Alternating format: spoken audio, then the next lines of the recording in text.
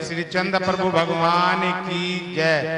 भूगर्भ मुनीश्वरनाथ भगवान की जय। परम पूज्य आचार्य 108 श्री ज्ञान सागर जी महाराज की जय। परम पूज्य आर्य श्री स्वस्ति भूषण माता जी की जय। माता जी के चरणों में बारंबार नमोस्तु नमोस्तु नमोस्तु।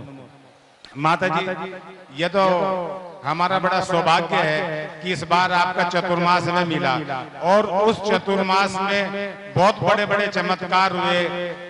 सहस्कोट जिनालय का निर्माण होगा, चंदापुर भगवान के भूगर्भ में उसका भी जीर्णोद्धार होगा और बाहर 24 है उसका भी जीर्णोद्धार होगा।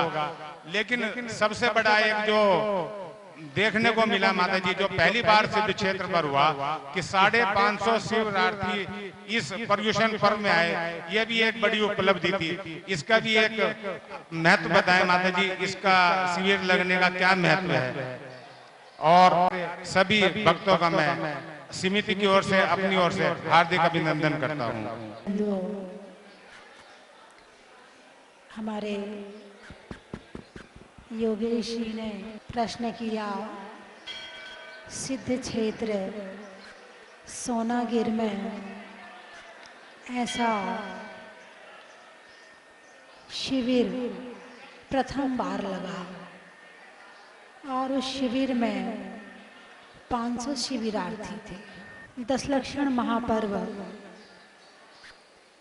जैन धर्म का सबसे बड़ा पर्व है और आप ये जानते हैं, द्रव्य शुद्धि, क्षेत्र शुद्धि, काल शुद्धि और भाव शुद्धि। द्रव्य शुद्ध हो, क्षेत्र शुद्ध हो। अभी आप कैसे क्षेत्र में बैठे हैं? शुद्ध क्षेत्र में। सिद्ध क्षेत्र और शुद्ध क्षेत्र। आपका द्रव्य कैसा है? वस्त्र कैसे पहने हैं?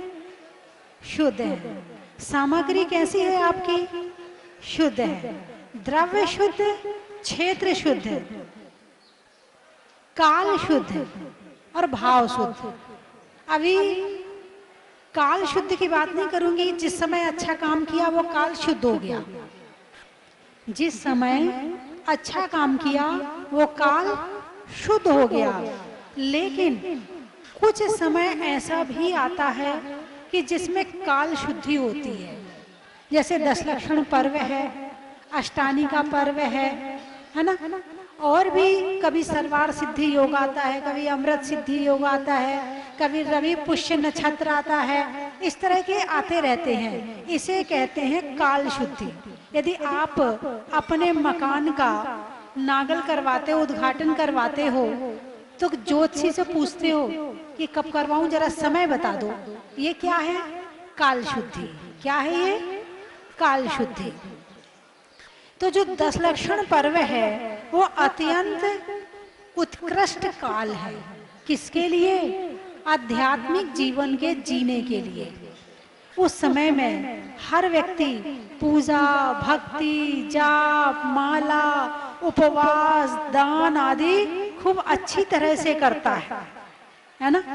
तो यदि काल शुद्धि में अच्छा काम कर लिया जाए, द्रव्य अच्छा बो दिया जाए, अच्छे क्षेत्र पर बैठा जाए, अच्छे भावों के साथ किया जाए, तो जो उसका पेड़ होगा ना, उसके फल भी बहुत अच्छे आएंगे। एक होता है उत्तम फल, एक होता है मध्यम फल और एक होता है जघन्य फल। तो उत्तम भूमि में, उत्तम समय में, उत्तम बीज बोया जाए तो उसका फल भी उत्कृष्ट आता है। ठीक है ना। तो प्रश्न था कि सोनागिर सिद्ध क्षेत्र पर जो शिविरार्थी आए तो उसका फल क्या है? तो द्रव्य शुद्ध, क्षेत्र शुद्ध, काल शुद्ध, भाव शुद्ध, इतना सारा शुद्ध होने के बाद में जो शिविरार्थी यहाँ आए और यहाँ आकर भक्ति, जाप, पूजा, माला, विधान, दान करके गए हैं, उनको उत्कृष्ट फल की प्राप्ति होगी। ऐसा उस शिविर का फल होगा। वैसे आप आए, सुबह आए शाम को चले जाओगे, रात में आए सुबह चले जाओगे, वंदना करोगे चले जाओगे। लेकिन शिविर के माध्यम से जो शिविरार्थी आए वो 10-12 दिन यहाँ रहे और जो स्मृतियां उन्होंने यहाँ प्राप्त करी है वो जीवन में कभी भूलने वाले नहीं है ना। चलिए, और किसी के मन में कोई प्रश्न हो तो आ जाए आगे। के सानिध्य में हमें पंचकल्याण कराने का भी अवसर मिला। उसमें तो आपने पाषाण से भगवान बनाने की विधि बड़ी अच्छी तरह से कराई, उसको पंचकल्याणक बताया। लेकिन हम यहाँ आ तो नहीं सके, लेकिन 10 दिन टीवी के माध्यम से देखा। आपने इंसान से भगवान बनाने की विधि 10 लक्षण में बताई, इसका महत्व बताया। कौन सा क्षेत्र है? सिद्ध क्षेत्र है। ये सिद्ध भूमि है। इस सिद्ध भूमि से आत्मा परमात्मा बनी है। क्या आत्मा परमात्मा बनी है? मनुष्य भगवान बना है। और ऐसी सिद्ध भूमि पर यदि साधना करी जाए तो आपकी साधना भी आपको एक दिन भगवान बना देगी। जब श्री जी की रथ यात्रा निकलती है तो उसमें क्या महिलाओं को रथ पे हाथ लगाना चाहिए या खींचना चाहिए उसको? ऐसा विधान आया है कि वैसे तो गजरथ होता है, बैल लगते हैं, घोड़ा लगते हैं, मनुष्य भी लग जाते हैं। स्त्रियों का विधान तो अभी नहीं सुना है मैंने। स्त्रियां रथ पे चढ़ के चौर कर सकती हैं श्री जी पे? नहीं। चलिए अगला प्रश्न। माताजी, मैं लतेश जैन कृष्णनगर दिल्ली से, और मेरी शंका ये है कि आदि ध्यान और रौद्र ध्यान में क्या फर्क है और इनसे कैसे बचा जाए? अरे बोलिए ना, आप लोगों को ध्यान करना आता है क्या? किस किस को ध्यान करना आता है? हाथ उठाकर बताओ। पूजा करने वाले देखो कितने ध्यान से पूजा कर रहे हैं, है ना। ध्यान करना, ध्यान का क्या मतलब है?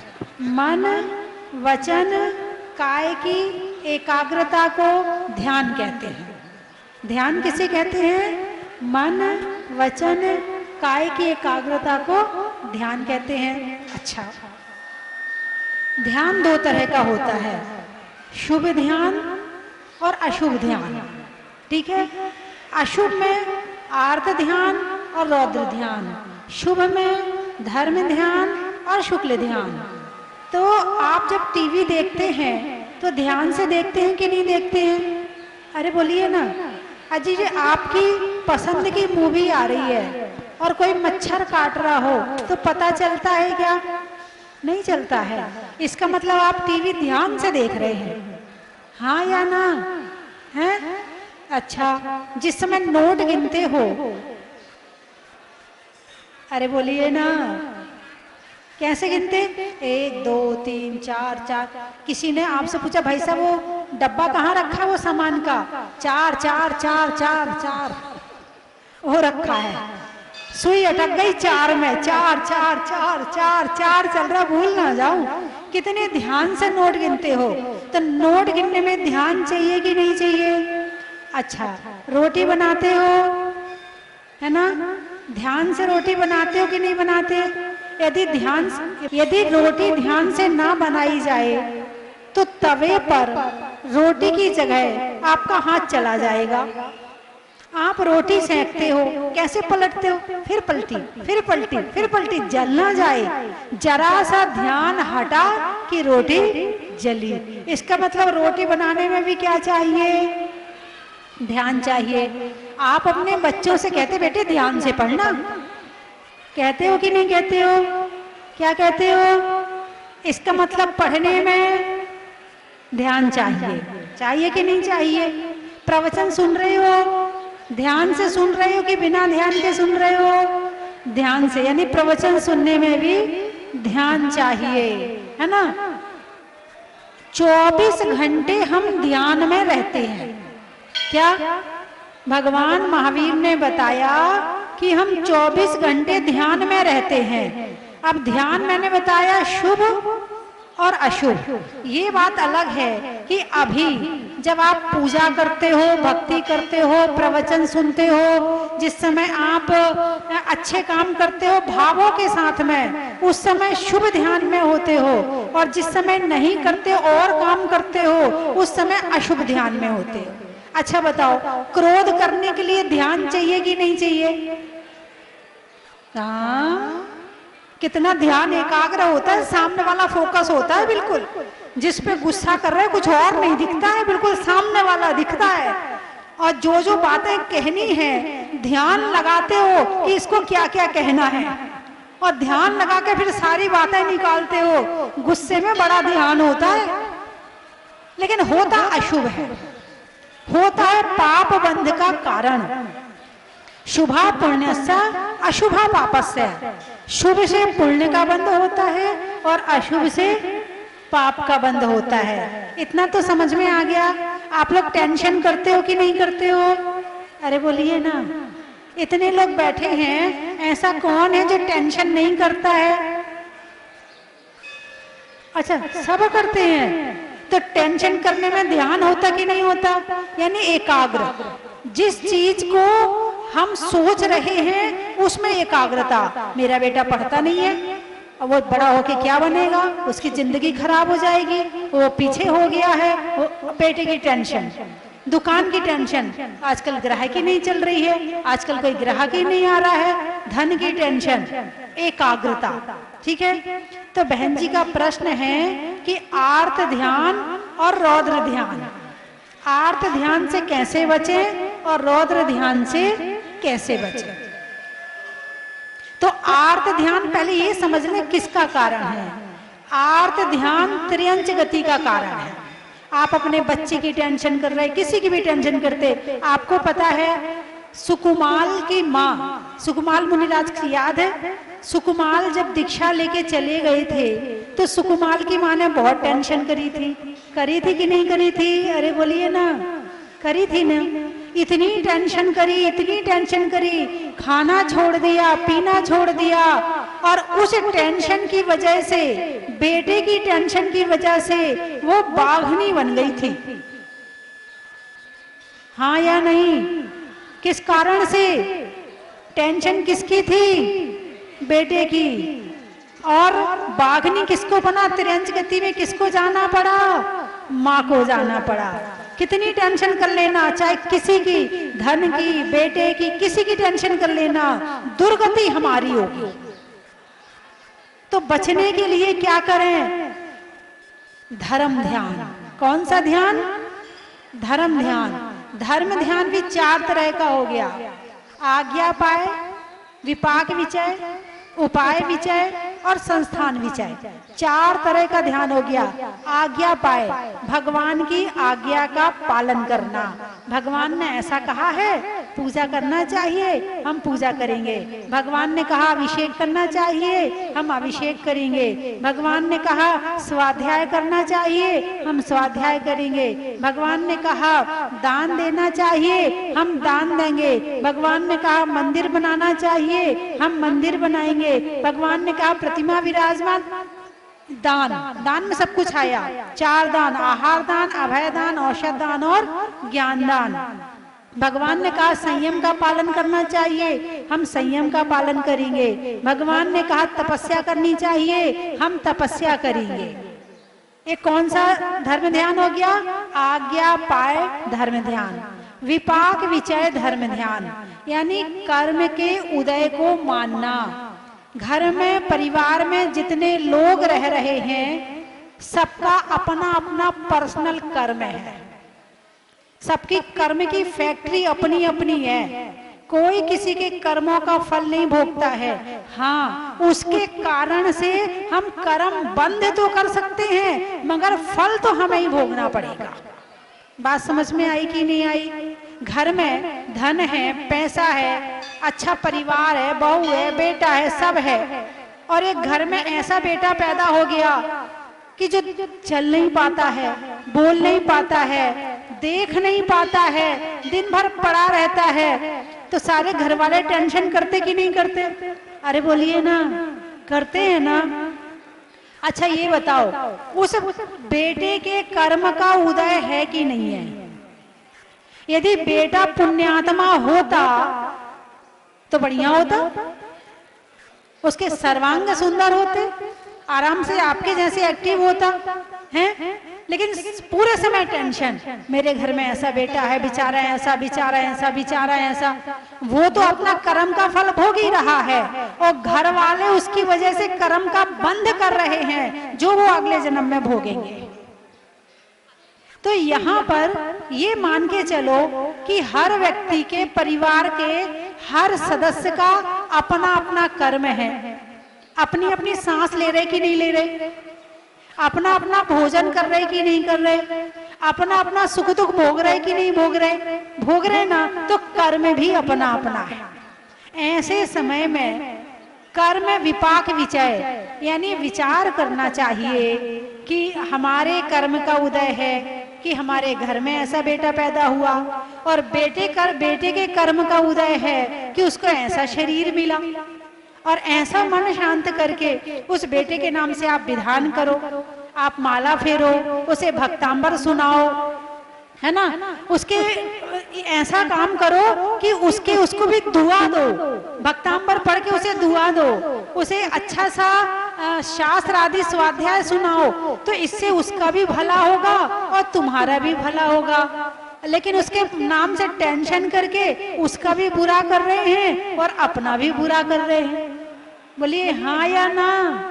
हैं? ऐसे धन के प्रति सोचो, ऐसे और चीजों के प्रति, हर चीज के प्रति ऐसा विचार करो, तो इसको कहते हैं विपाक विचय धर्म ध्यान। जिस समय सीता को राम ने जंगल में भेजा था, किसने? राम को जानते हो? अरे बोलिए ना, सीता को जानते हो? कैसे जानते हो? आपने देखा है तो फिर कैसे जानते हो? शास्त्रों में पढ़ा है, सुना है, बाबा वाक्य प्रमाणम, यानी भगवान ने जो कह दिया वो परम सत्य है, सत्य नहीं, परम सत्य है। तो जब सीता को राम ने जंगल में भेजा, कृतांत वक्र सेनापति बीच घनघोर जंगल में रथ रोककर खड़ा हो गया और हाथ जोड़कर रोने लगा। सीता समझ गई, वो रथ से उतर गई। तो कृतांत वक्र सेनापति ने सीता से पूछा कि स्वामी के लिए कोई संदेश। तब सीता ने पता क्या कहा था? स्वामी से कहना, लोक अपवाद की वजह से तुमने मेरा त्याग तो कर दिया, लेकिन लोग किसी वजह से या लोकापवाद की वजह से धर्म का त्याग मत कर देना। ये सीता का संदेश राम के लिए था। और आज की सीता होती तो क्या संदेश भेजती? मैंने तुझे जेल ना भेज दिया तो मेरा नाम भी पंचम काल की सीता नहीं। तूने मुझे धोखा दिया है, ऐसा मजा चखाऊंगी कि तू भी याद रखेगा। बोलिए हाँ या ना?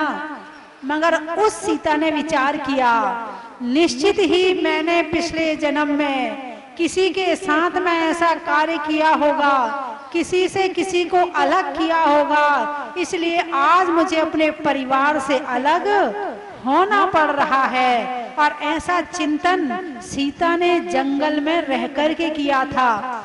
अंजना सती की सास ने अंजना सती को घर से निकाल दिया था, हाँ या ना?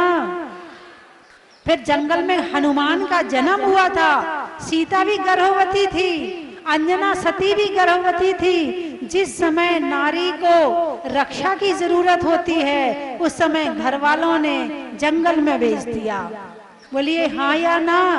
किसने भेजा था? घर वालों ने भेजा था या उसके कर्म ने भेजा था?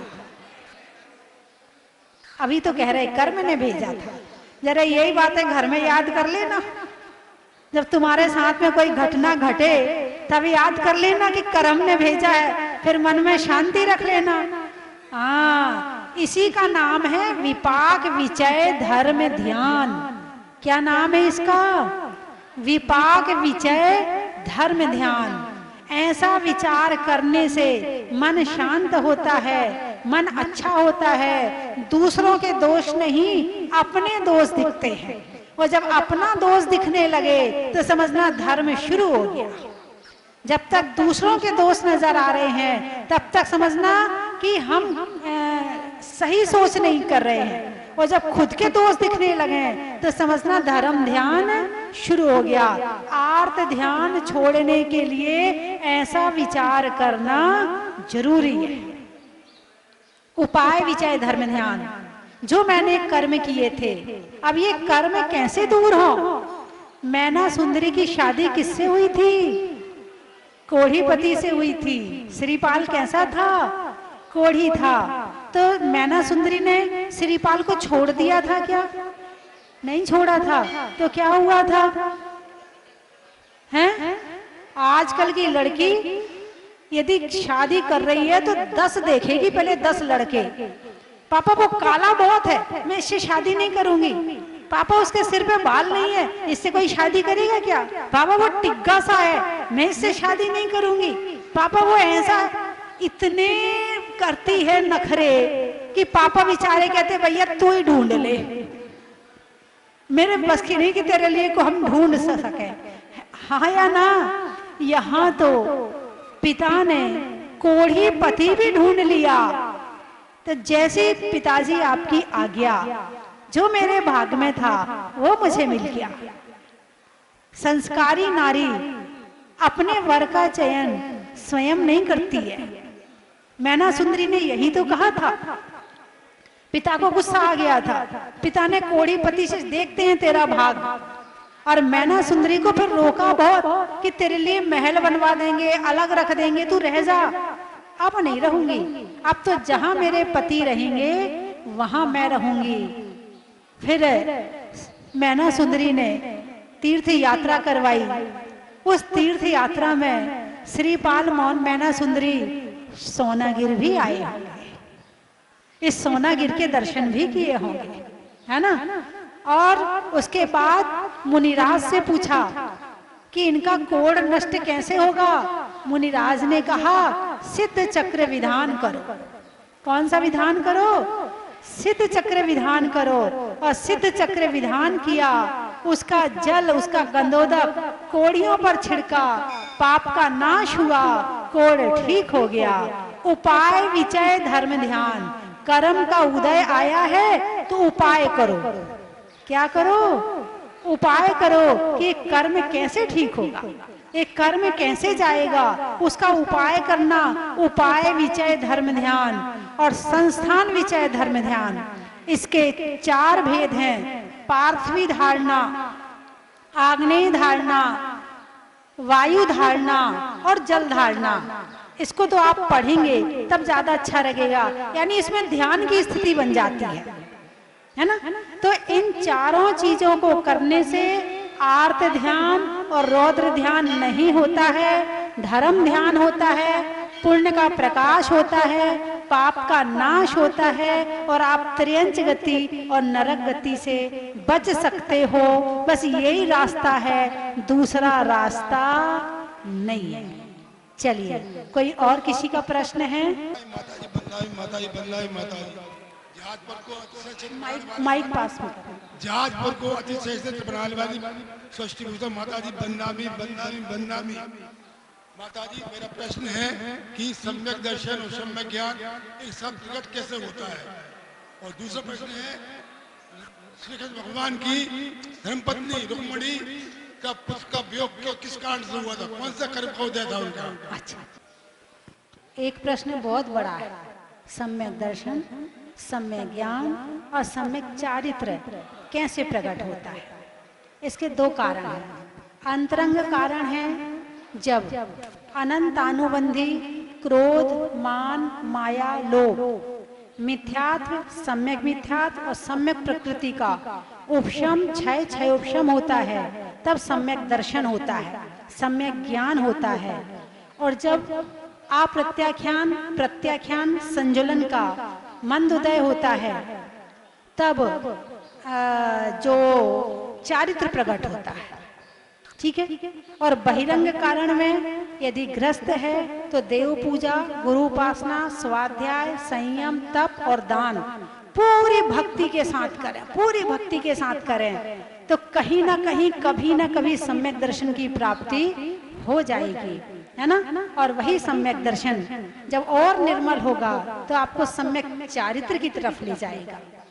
और रुक्मणी ने, ऐसा कुछ ध्यान में आ रहा है मेरे, कि रुक्मणी ने किसी मोर के बच्चे को मोर से अलग किया था, मोर के बच्चे को मोर से अलग किया था। इसी कारण से जन्म होते ही प्रद्युम्न का हरण हो गया और 16 वर्ष तक वो प्रद्युम्न दूसरी माँ के यहाँ रहा और बाद में वापस आया। ठीक है, चलिए अगला प्रश्न। जी वंदामी वंदामी माता जी, मुझे आपसे 4 प्रश्न पूछने थे। इतने सारे लोग भी और भी तो बैठे भैया, एक पूछ ले। चल एक पूछ। माता जी, सबसे पहले मुझे पूछना था, जैसे हमारे अरिहंत परमेष्ठी हैं, वो जब सिद्ध परमेष्ठी बनते हैं तब जैसे आदिनाथ भगवान की जो कद था वो 500 धनुष था, लेकिन हम मनुष्यों का कद आजकल 8 फीट 5 इंच, ये तो सबसे ज्यादा है, इससे ऊपर गया ही नहीं है। तो हम लोगों को, जब हम में से कोई अगर सिद्ध बने तो वो सिद्ध शिला पर विराजमान होते हैं, तो उनका सर तो उससे छुपा हुआ होता है। तो हमारी तो इतनी मतलब हाइट ही नहीं, तक कदी नहीं है, तो क्या हम उतने लेवल पे हो सकते हैं? विराजमान होते हैं क्योंकि उनकी हाइट बहुत बड़ी है। हाँ, संसारी प्राणी हैं वो पैरों से बराबर है। क्या संसारी प्राणी पैरों से बराबर है और ऊपर से ऊंचा नीचा है।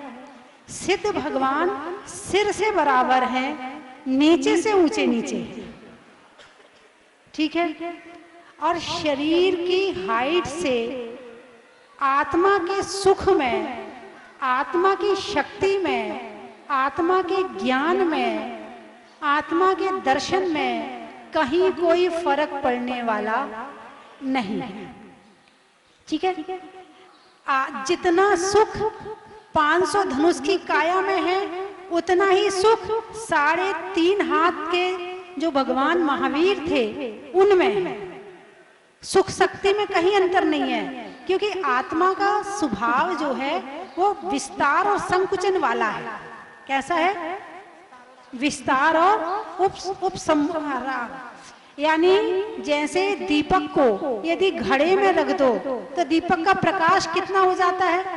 घड़े के बराबर।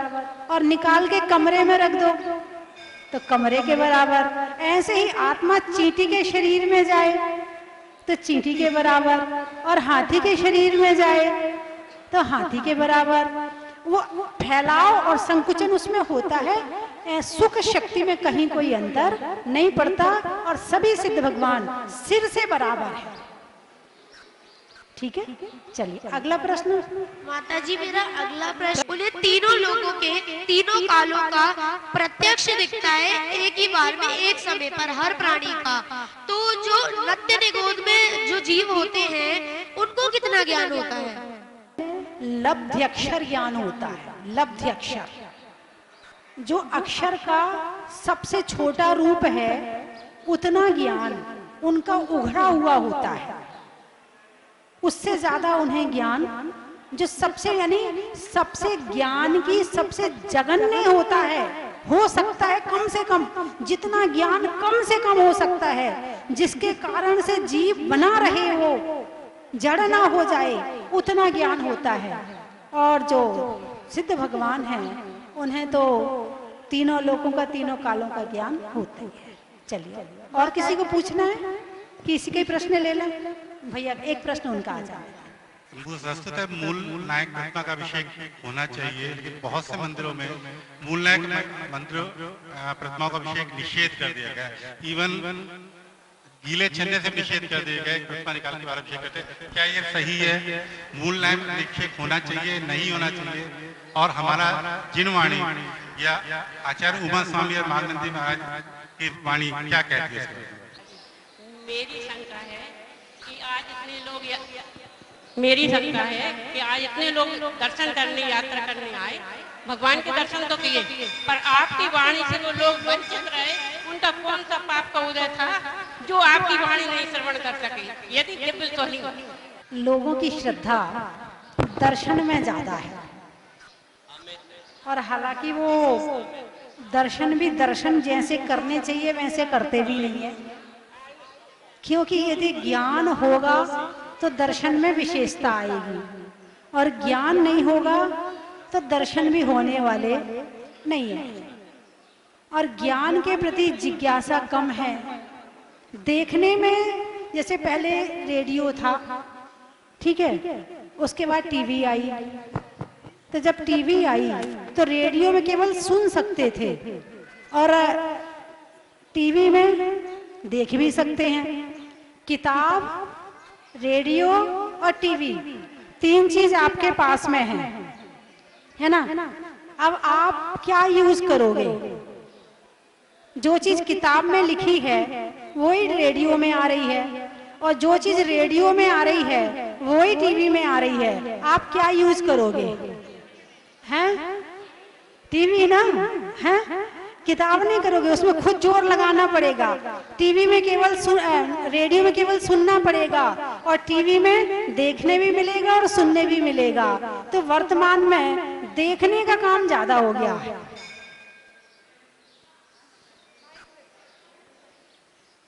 तो दर्शन करना बहुत अच्छी बात है, दर्शन करना चाहिए, लेकिन पहले दर्शन की विधि जानना चाहिए। पहली बार शांति धारा करी है मैंने, काफी अच्छा लगा। अब यही जहाज के द्वारा ही मोक्ष की प्राप्ति होने वाली है, और मुनि सूरतनाथ भगवान की जो भव्य मूर्ति है, मतलब देखकर मन ही नहीं भर रहा है। इतने बार बार ऐसा हो रहा है कि अब तो बार बार अहमदाबाद से यहाँ पर आना ही पड़ेगा। बहुत बहुत आनंद आया, बहुत की जय। हम लोग दिल्ली से आए हैं और रेगुलर आते रहते हैं, भगवान के दर्शन की अभिलाषा रहती है हमेशा आने के लिए, और ये हमारा सौभाग्य है। जब भी हम आते हैं हमें शांति धारा करने का मौका मिल जाता है। ये प्रभु का ही हमारा आशीर्वाद है कि हम रेगुलर आते हैं। इस बार ग्रुप लेकर आए पूरा। करोलबाग देवनगर समाज के सभी लोग हैं, और हम सब बड़े गांव में आचार्य सन्मत सागर जी महाराज की कमेटी से भी जुड़े हुए हैं। पंचकर्णकों में भी कलश आवंटन समिति के मुखिया थे। तो सारे समाज के लोग हैं। ये आज माता जी के श्री चरणों में आए थे और यहाँ पे शांति धारा करके सौभाग्य प्राप्त किया। और विशाल मंदिर अपनी मेहनत से बनाया है। माता जी ने बहुत तपस्या करी है। हम तब से जानते हैं जब माता जी आचार्य श्री के संग में रहा करती थी। 20 साल हो गए, लेकिन माता जी ने इस जगह को चुना। मुनि सुब्रतनाथ भगवान ने उनको माना, उनको शहर अपने दर्शन दिए। माता जी ने उन्हीं की तपोस्थली आज यहाँ पे इतना विशाल मुनि सुब्रतनाथ तीर्थ धाम बनाया है। माता जी भी इस बहाने अमर हो गई हैं, और मुनि सुब्रतनाथ भगवान का सब पे आशीर्वाद रहेगा। इतना विशाल और भव्य और बड़ा मंदिर माता जी के आशीर्वाद से ये जल्दी से जल्दी बने, निर्माण संपन्न हो, हमारी सबकी यही कामना है। आने के लिए बहुत ही सुंदर, मन खुश हो गया। और यहाँ पर मतलब ऐसा लगता है कि जाने का मन ही नहीं करता यहाँ से। इतना सुंदर मंदिर बनाया माता जी ने, और भगवान की प्रतिमा भी बहुत ही मन को मोहने वाली प्रतिमा है। बहुत ही सुंदर लगा, बहुत अच्छा लगा। और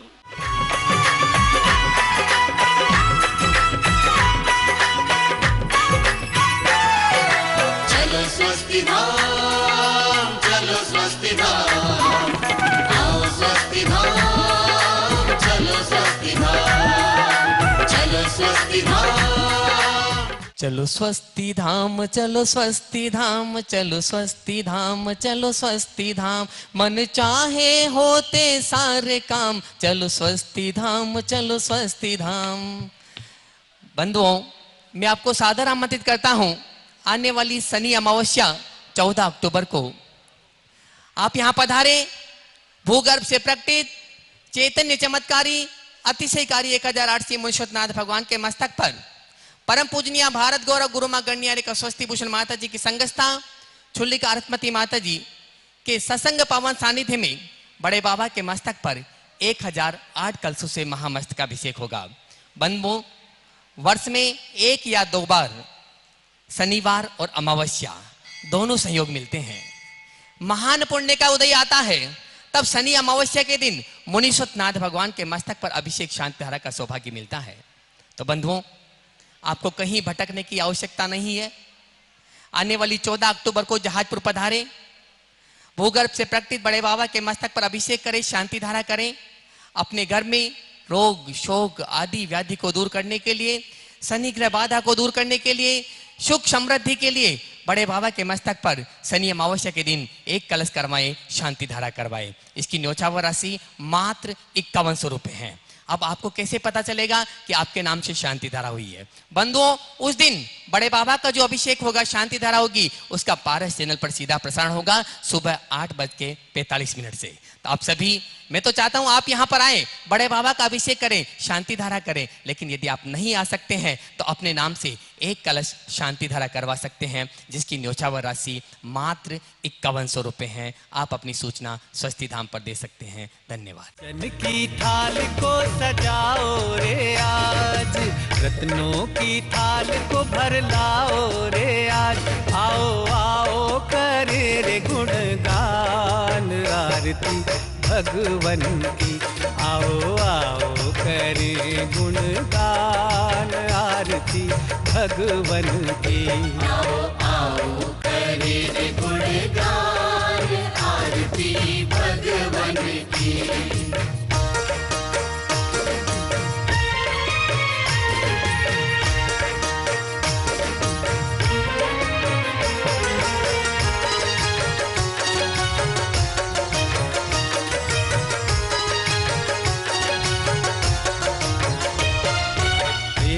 सुमित्र के राज दुलारे, माँ पद्मा जी के नैनों के तारे। पिता सुमित्र के राज दुलारे, माँ पद्मा जी के नैनों के तारे। राजगृही में जन्म लियो आप, राजगृही में जन्म लियो आप। आओ आओ मनाए खुशी। अपने इस मानव भव को सफल बनाने का आपके जीवन में आया है अभूतपूर्व अवसर। स्वस्ति धाम प्रणेत्री परम विदुषी लेखिका भारत गौरव आर्यका श्री स्वस्ति भूषण माता जी की पावन प्रेरणा एवं मंगल आशीर्वाद से मध्य प्रदेश की धन्य धरा पर स्थित सिद्ध क्षेत्र सोनागिर के पवित्र पर्वत पर बन रहा है भव्याति भव्य सहस्त्रकूट जिनालय।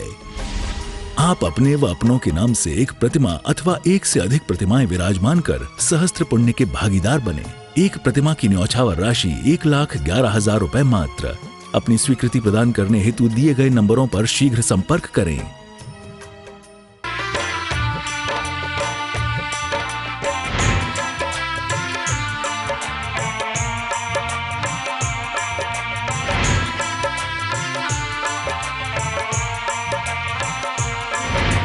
चलो रे चलो रे चलो चलो रे चलो रे चलो चलो जहाज